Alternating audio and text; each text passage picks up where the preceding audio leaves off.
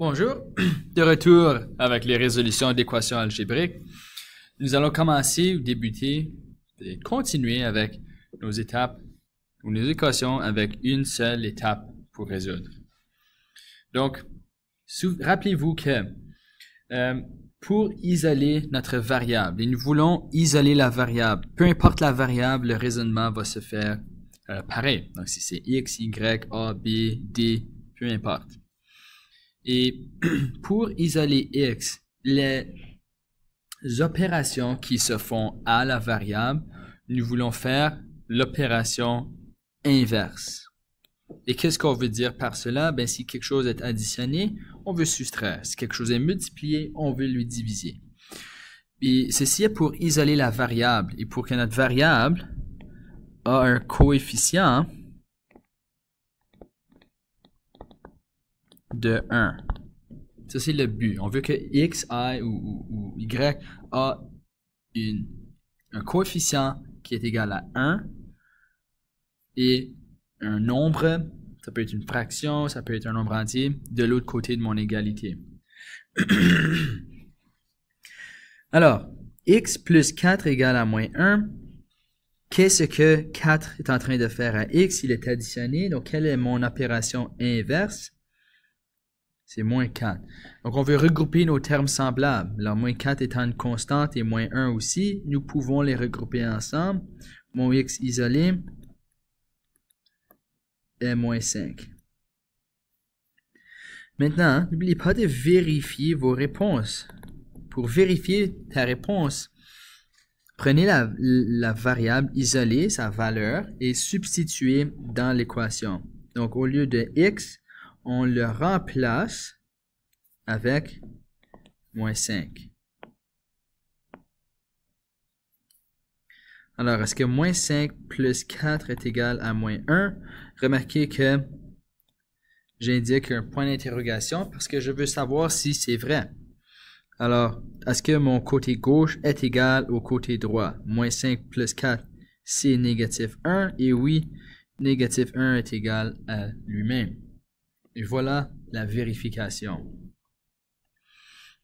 OK? Donc, un rappel, on veut regrouper les termes semblables, comme nous l'avons fait dans l'unité des polynômes. Continuons. Prochaine question. Donc, les x, on soustrait 5 de x pour avoir 4. Alors, l'opération inverse de moins 5, c'est plus 5. Alors, j'additionne 5 des deux côtés de mon égalité. Mon x est maintenant isolé car moins 5 plus 5 est 0. Donc, x est égal ici à 9. Et s'il vous plaît, encerclez votre réponse. Encerclez votre variable isolée. Pour vérifier, substituer, est-ce que 9 moins 5 égale à 4? Alors oui, mon côté gauche égale à mon côté droit. On fait la même chose maintenant. Donc un 5x, ben 5 ici est une multiplication. Donc quelle est l'opération inverse d'une multiplication? C'est une division. Donc je divise par 5. Alors, est-ce que x... Alors ici, x est isolé. Pourquoi est-ce qu'on divise par 5? Bien, 5 divisé par 5, c'est 1. Alors, ça me donne un coefficient de 1. Et c'est ça qu'on veut pour isoler la variable.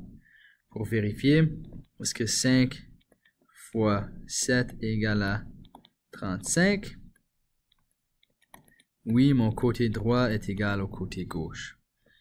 Ici, qu'est-ce que le 3 fait à mon x? Bien, c'est une division. Quelle est l'opération inverse d'une division? C'est une multiplication. Donc, si je multiplie mon terme ici par 3, j'aurai quoi? 3x sur 3. Les 3 s'annulent, qui me laisse un coefficient de 1.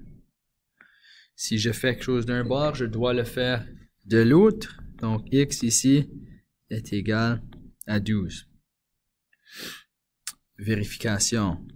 Est-ce que 12 tiers est égal à 4? Oui, c'est vrai. Alors, lorsque on va continuer cette unité, vous allez voir que nos équations deviennent de plus en plus complexes et que la dernière étape que nous allons faire, la majorité du temps sera soit une addition, soustraction, multiplication ou division. Donc, cette résolution d'équation à une étape bientôt sera la dernière étape pour isoler notre variable. Alors, merci beaucoup et on se reparle bientôt.